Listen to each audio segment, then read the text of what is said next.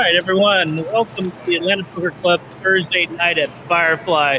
Big, huge turnout. Let's go. This is Gil first. Coming in with the intro. Big turnout tonight for Dan Weinman, WSOP champion in the house. 99 players showed up today.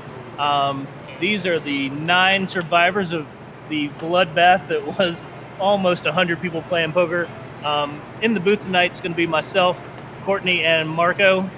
So looks like we're coming into first hand here at the final table. Oh, hand number 3. I apologize. Here we go.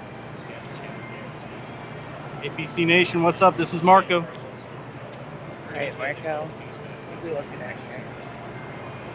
All right, we apologize, folks, for the little hiccup there. We are, like Gil said, coming down to hand number 3, and we're coming in with Matt H., previous winner here at Firefly with King Queen offs. Looking at Mazza with Queen Jack. Mazza did win last night at Gino's.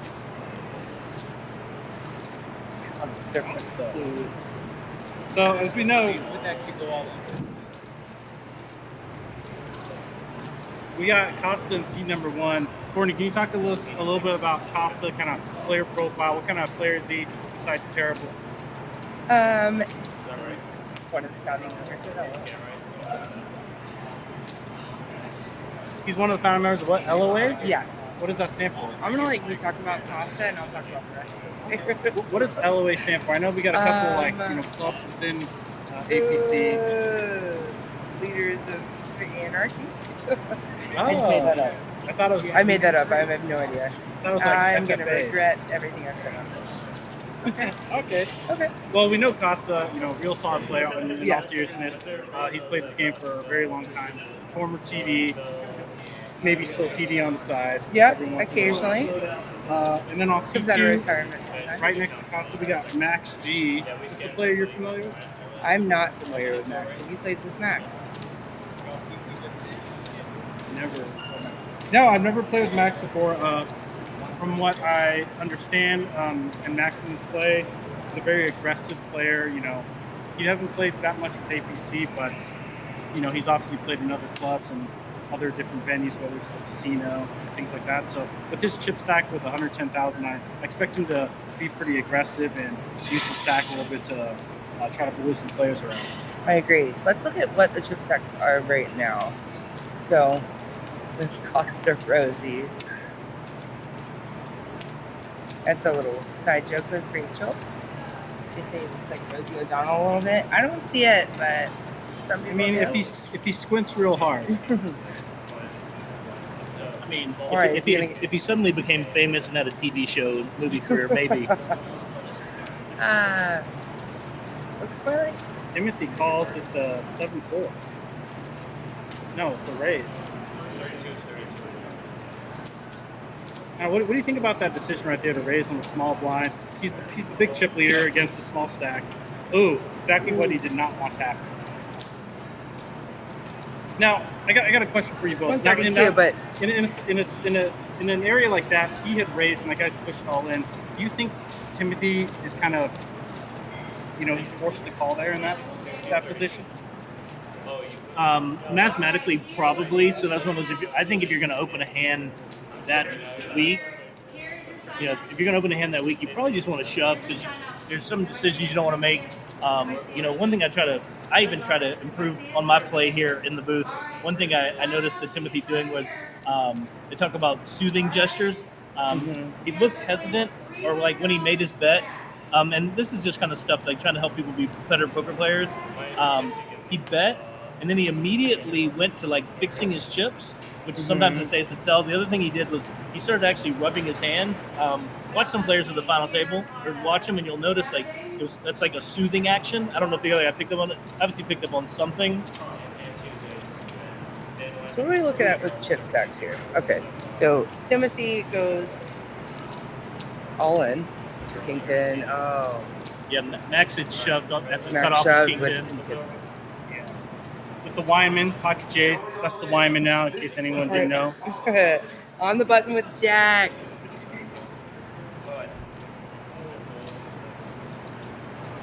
I don't dislike the.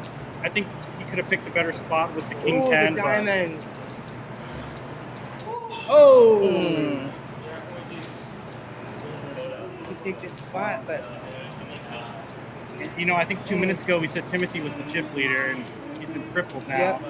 24K. Someone call an ambulance. Yes.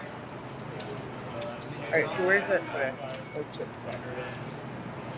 So Max It's like G Max takes is a at- commanding lead in the chip lead. There is another player. I 40. believe it was Mazza who had the second chip lead, but we should see here in a little bit when the there we go.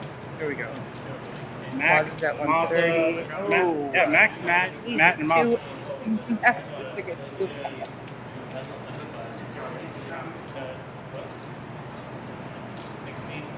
Timothy made a great move on the button, but So, what about David? Has anybody here played with David before? I have not. You know, I've seen him. He seems play. comfortable. I saw him play it. Exactly. I mean, I've known since he's been here before. It just happened. Oh no, I mean, I'm not. You. Gene's gonna join the booth. It's already live, but it hasn't counted out. All right, we got Mean Gene. We got Mean Gene joining stepping in. So we were talking about David, fairly new APC player. You know, not I expect him. You know, we just saw his play with that 10-7 to shove. You know, he's the short stack. He's going to try and get his chips in there and just kind of gamble a little bit. So nothing unexpected coming from there. At number 5, we have Joseph. Did you play with Joseph? Courtney? I have not played with Joseph previously. Have you? No, but he's also another short stack. So Yeah. I'm thinking any ace high, any king high with a nice kicker, he's probably going to be shoving with. All right. Costa wakes up with 9 to receive. Cool. Now, if you had to make a prediction, who are you thinking is going to win here?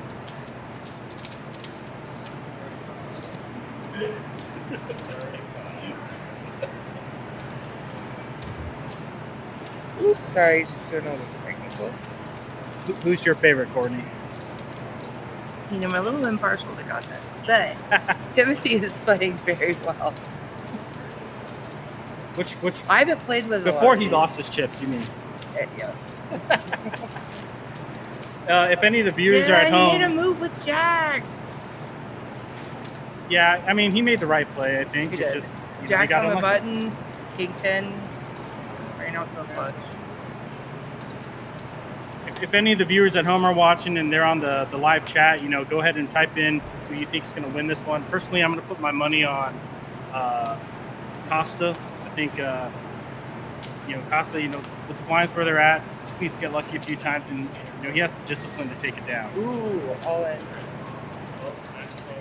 What about you, Gil? You putting your money down on anybody? I mean, right now it's gonna. Max is playing. I hate to use the word twice, but max pressure here. I mean, Yeah. you're looking at Ace 4. He's got 244 big or 244,000, and he's just moving chips, making. He knows everyone behind it. They're gonna call. They're calling for their tournament life, and he's. So Ooh, this he is the got a second in chips. call. I think Matt here is just fed up. Yeah, he doesn't want to be bullied around, and he wants to get a chip up. 244. So, you know, essentially looking at a coin flip, which is probably not what any of these guys are expecting to be at. He's putting the pressure on with the ace.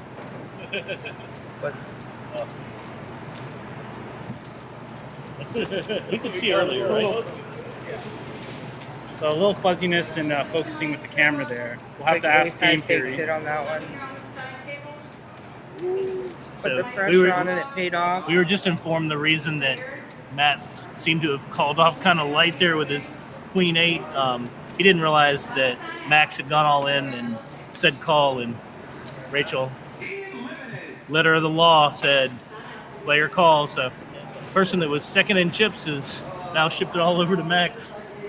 That's why she's the best TD. You gotta play by the rules. Rachel played by the rules. No. Paid off for someone. So who was your money on? My money was on Costa. Oh, mine too. My money's on Costa. But I don't know about Gil. Gil was in the middle of saying it. No, I'm just the only reason I was saying Max is I was playing with him earlier. Super aggressive. Obviously now he seems to be very seasoned in using a big stack to make people call off.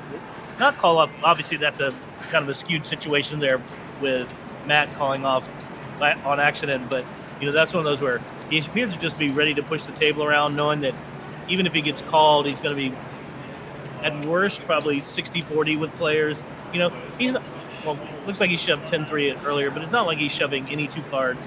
But he is making everyone play for their tournament life. So some people here are just going to have to decide at what point they're taking a stand. Yeah, with Joseph, with he had like 50K. He's got 3-4 big blinds, 3.5 big blinds. That ace nine to me is probably an easy shove, not just a call there. what do you do here if you're Maz?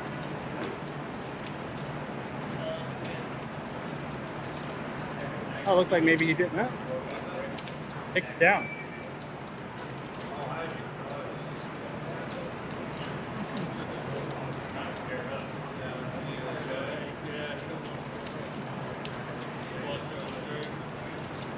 But yeah, like I said, I think the only way that you're really going to combat a stack that size, most of the time we'll make comments that at the final table that it's pretty even with someone that's kind of a chip leader.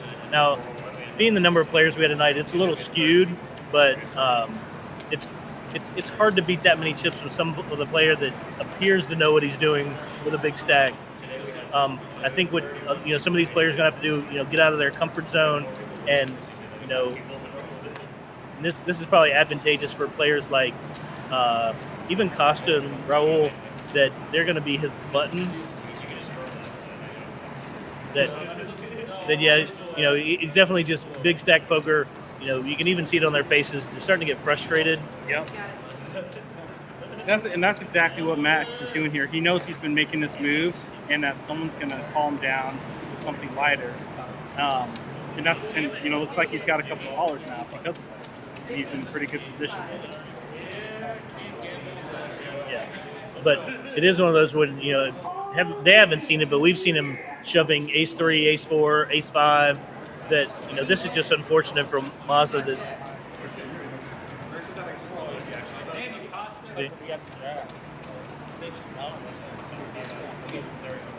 all right, we're definitely gonna have to talk to Monet about this overhead camera. Yeah. We don't want to lose our. I think this is our all-time high of 20 viewers watching the stream. Oh yeah. I see some diamond. Oh. There we go. Man, Ace King survives. unfortunate run out, but taking looking at Max's play, it's definitely one of those where he's just making people make decisions. Most people we play with, even as a chip leader, would have probably just standard open 2.5, 3x, but he's making people call for their tournament lives.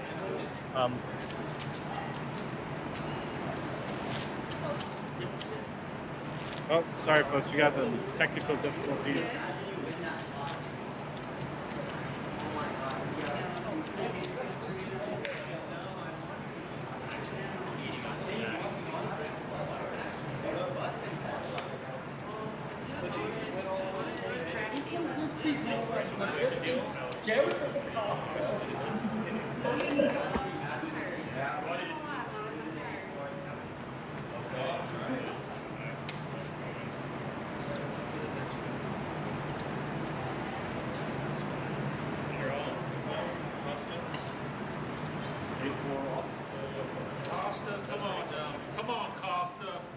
All right, we're going through some technical difficulties.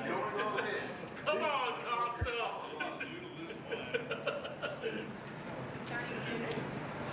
32. Is that 32? No, that's 32. That's the line. It's 32, honey. Come on, Costa. We got. Come on, Costa. Max has the dad now.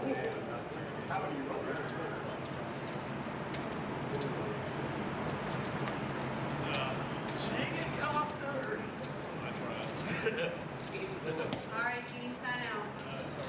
Well, his $300 free roll is. All right, we are back. We had a, well, we're gonna air quote this. We had some help unplug the streaming station. Max is giving Max. We're back in business. All right. So it looks like we didn't miss much though. Max still ridiculous chip lead, and David, next closest person with only 85K. You're 16, honey. Yeah, like I'm trying to earlier. I think some of these players are just gonna have to almost any 2 cards start shoving into him. Now he's gonna do it back to you, so that's the scary part of. Do you think that there's any value with, let's say the chip stacks that they're at right now, and how big of a commanding lead, and how Max has been playing, where you can kind of trap a little bit by calling, knowing full well you're just going to go all in? Yeah, I mean, I do think you're going to have to be wide, but you're going to have to decide on a hand even that may have some medium strength from an overall strength, but it's something where you are going to just have to do that to kind of gamble with them. Or like I said, if you can shove. Yeah, I don't. It's unfortunately for most of these players, it's almost past the point of you being able to fight.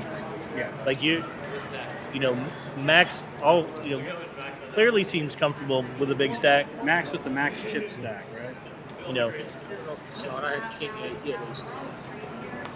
But I was going to go with it. It's not, I knew I was behind, but he's just getting an ace every hand, it seems like. And it's like he's. So, Gil, we got a record number of players watching here, and a lot of them probably don't really know about the technology and game theory and how it's working with these tables. Can you explain to us a little bit how that works? Sure. Yeah. For those Costa goes all in.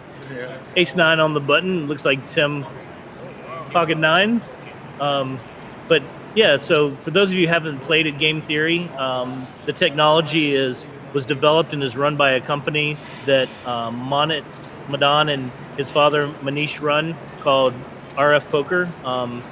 The tables have RFID readers. For those of you who don't know, that most of us in the corporate world probably have badges that we scan to get in the buildings. Right. It's the same exact technology. That there's little chips inside of our card.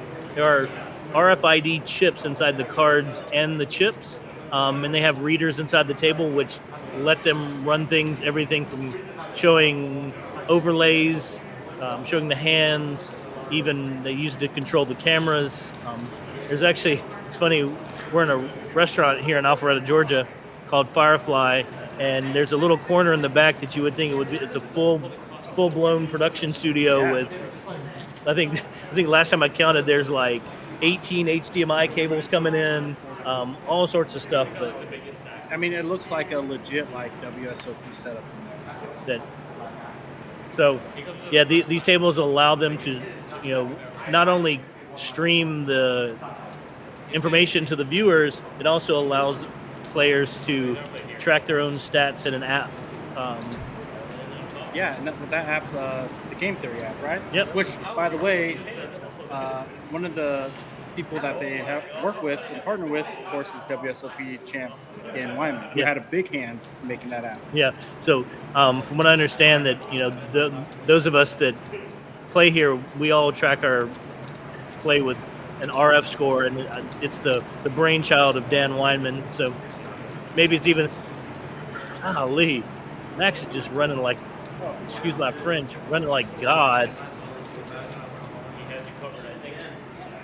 I hear he's a big Andrew Tate fan, so Max G, he's trying to go with the top two. Yeah. Allegedly. But yeah, I was at his table earlier. Definitely tried to get in. It's when you have players coming in that are, what I understand, actually seasoned poker players, that you have to get outside your comfort zone and really battle with them. But no, it's definitely.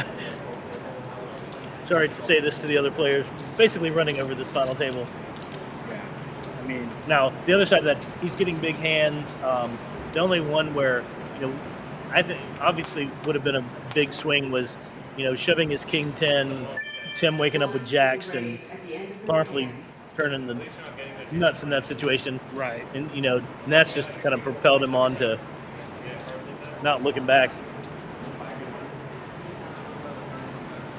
Pocket nines, all on the small blind. I guess, yeah. I mean, the button pushes here. Very easy to play for the small blind. But I think one thing to note from now granted we probably had more than twice as many normal players, but if there's twice as many, let's just say there's twice as many chips in play from a regular night. But normally at this time when we're 3 or 4 handed, we still might be at 16-32. But normally we don't have someone with like this big of a chip lead. Well, you touched a little bit upon people starting to get a little bit tired. You might even say the same thing for Max. It takes an emotional toll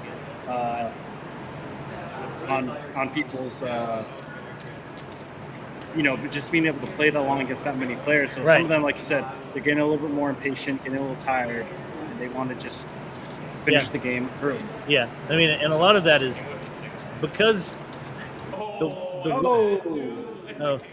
way, Disgusting. let's say the way of like most APCers are used to playing with one another, having someone at the table who's literally just shoving every time it folds to him, like you are going to have people that are just, it's a funny thing. He's actually not doing anything wrong, but people are going to get fed up, and it actually makes them make mistakes because 16-32, and besides Max, everybody here has 1 to 3 big blinds. Costa has half a big. Yeah. And it's 1 to 3. So I literally expect Max to be almost shoving any 2 cards here. That I think Costa right now needs to make that LOA. I think Costa right now needs to make that that pose that LOA makes all the time. He needs to send up a little prayer.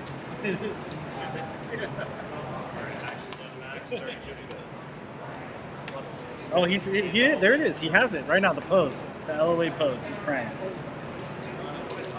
but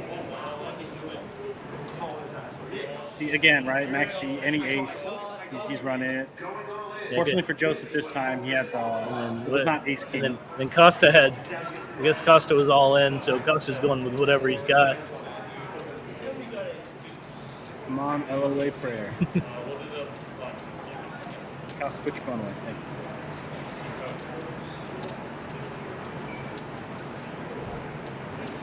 All right.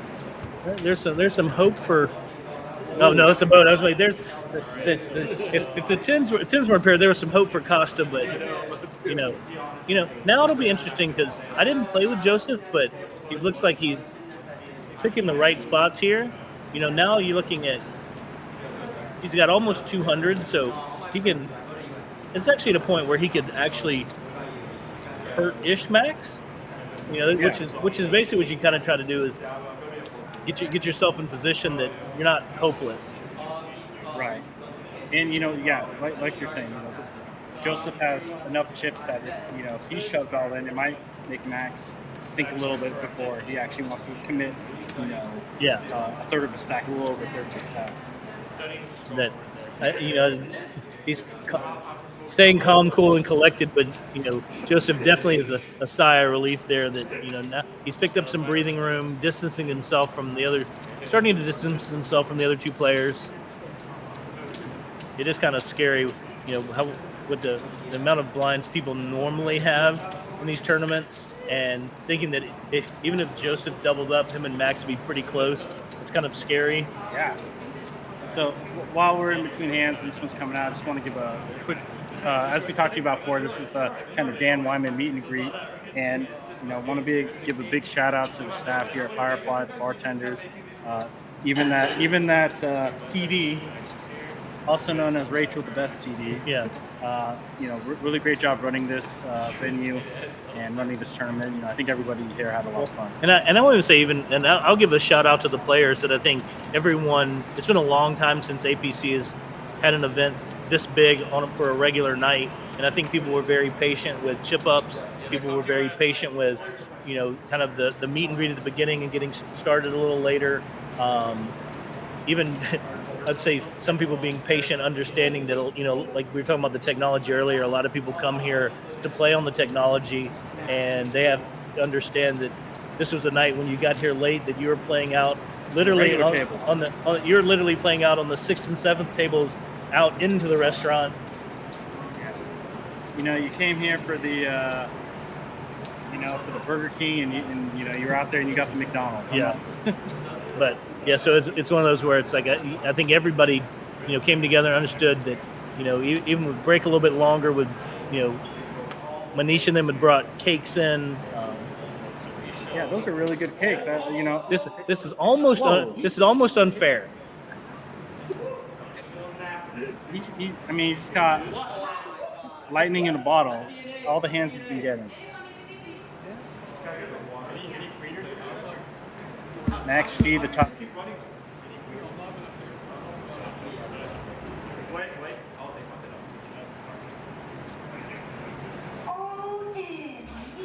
But this is almost unfair. That's just like, all right, Ace of Hearts. Not that I'm celebrating against Max because I think he's playing very well, but Max just sticking to his guns. He's like, this is what's been working. People know that what I'm playing with is going to be essentially mediocre hand to a strong hand. Right.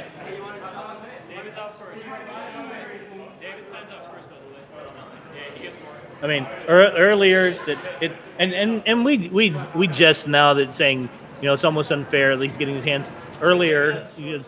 Had the heart to tell some players, but he was shoving with like 10-3 suited. It was like anytime it was folded to him, he was putting. God, I hate saying it because it sounds like a pun, but max pressure on people. Even here, I don't expect this to last very long. That I think he's going to still stick to the. But it's just I don't necessarily know if he's going to employ a different strategy. But even here, I'd say this is pretty amazing because what are we looking at? Almost 20 bigs. Yeah, for him. Joseph's sitting on 5 to 6 big blinds. Yeah. I mean, any king, I feel like he's just going to shove. Yeah. The funny thing here is, actually, I don't need. I joke around, but I was about to say I joke around, but I figured it's almost trivial that Max is looking at his cards now, and it's not from the perspective of he's not trying to win or he doesn't care, but almost does he need to? Right. But yeah. That's not a perk. It's just how you're fired. But that's one thing where now I'm not just saying that say Max would ever be shoving without looking at his cards, but if Joseph, definitely keep an eye out to how much time he appears to be sitting on hands. How long Max actually appears to be thinking about the hand. So now, Gil, if you were in Joseph's position here, 180, 5 to 6 big blinds, so coming against someone who has about 10, 11, are you playing any ace, any king? What are you really looking for here?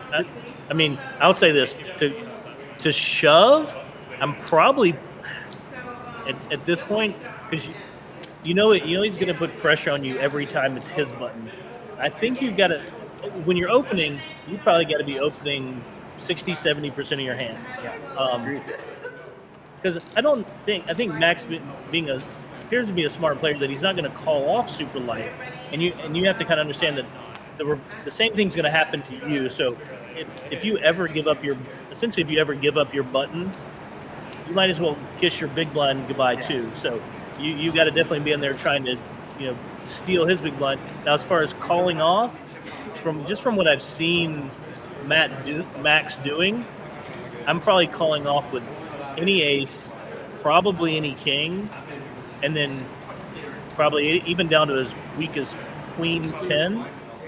I don't disagree. Even this Jack 8 suit probably looks super attractive to him right now. I'm expecting. On the button, I definitely think this is just a shove here. Agreed.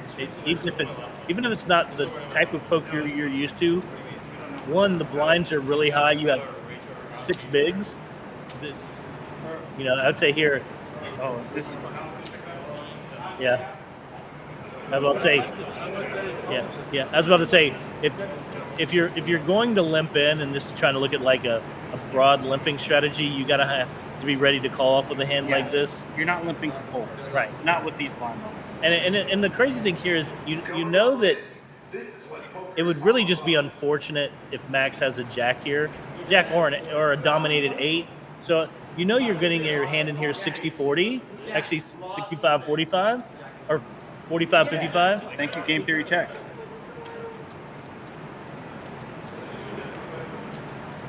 And that's essentially what you were looking for. That you just, not that you're gambling, but you're gambling in a way of you just have to get chips to get back in it.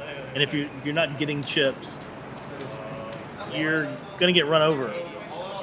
And so I think I actually like Jack 8 there, because it's, if you happen to be dominated by a hand that Max is gonna play hard, it's just unfortunate. There's like I said, there's not a lot of dominated 8s.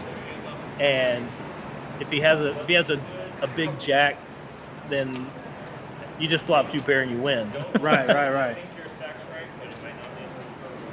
So, you know, if I'm going to put myself in Max's head right now, or Joseph's head, you know, Joseph's probably feeling like he's feeling really good. His confidence is up right now. Max, I feel like, is going to get more impatient right now. It's looking a little more even. Yeah. I mean, it'll be interesting because, like, he does actually, both of them, and this is a shout out to, like, them. They both look very composed, very like cool. Like, you know, even I think it's not necessarily high variance, but I even think Max knows that he's probably pushing any 2 face cards if he's second to act. And just from the way he reacted, it looks like he's probably been in this situation before.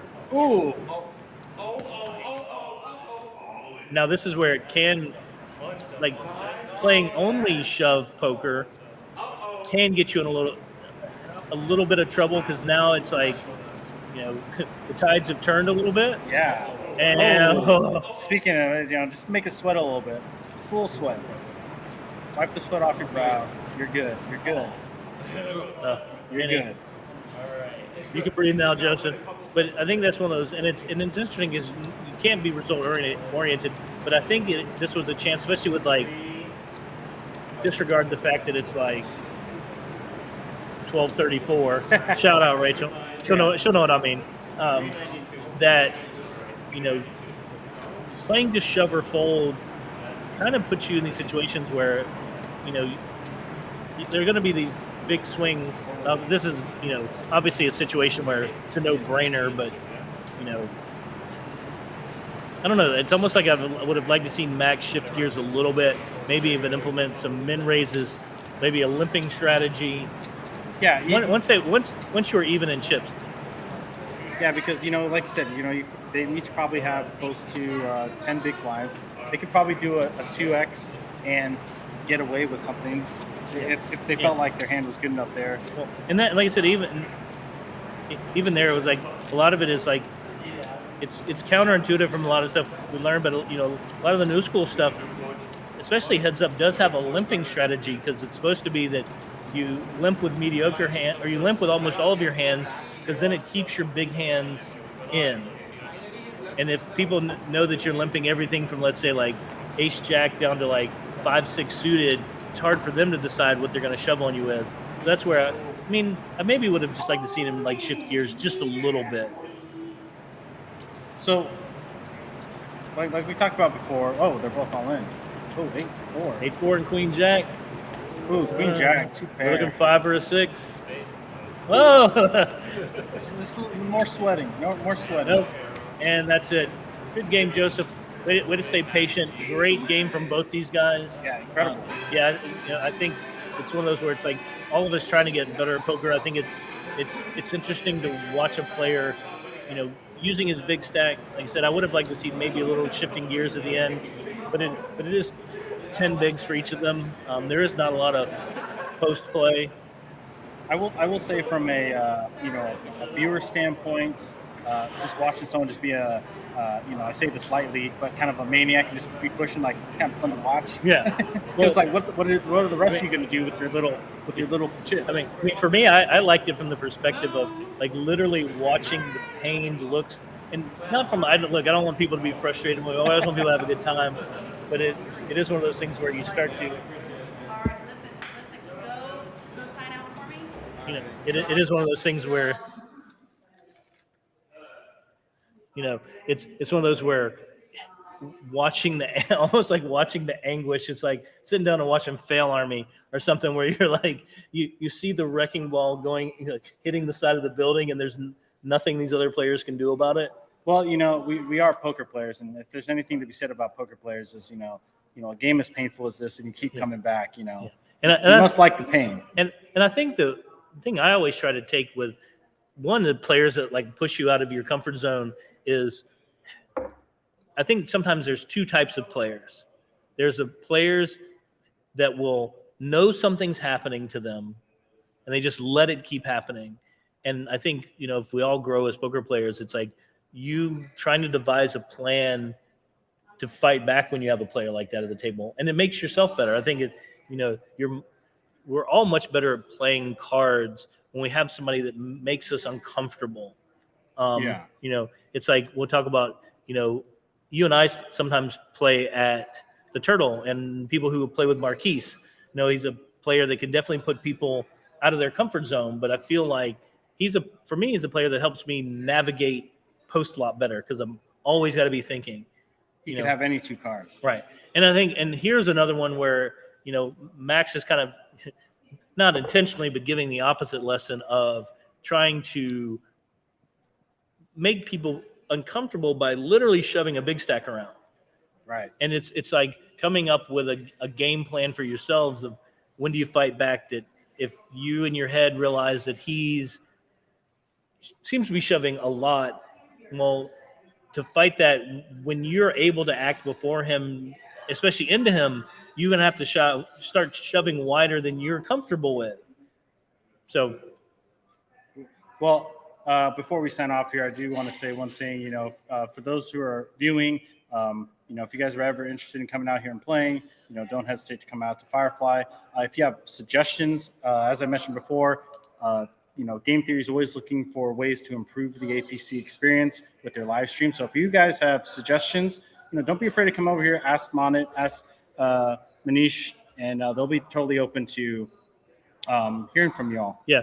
So at the Atlanta Poker Club, we play here at Firefly on Thursday nights at 7:30 and Saturdays at 4:00. Both of them are great games. We'll give a shout out to the co-hosts here at Game Theory. They also do run a game on Tuesday nights where you get a chance to track your stats the whole time. APC is just final table, but so it's I think it's a great relationship with everybody involved. Agreed. So thank you everyone for watching. We see the numbers starting to drop off. Yeah. So we'll see you Saturday probably. Yep, Saturday 4:00. All right. Have a good one, y'all.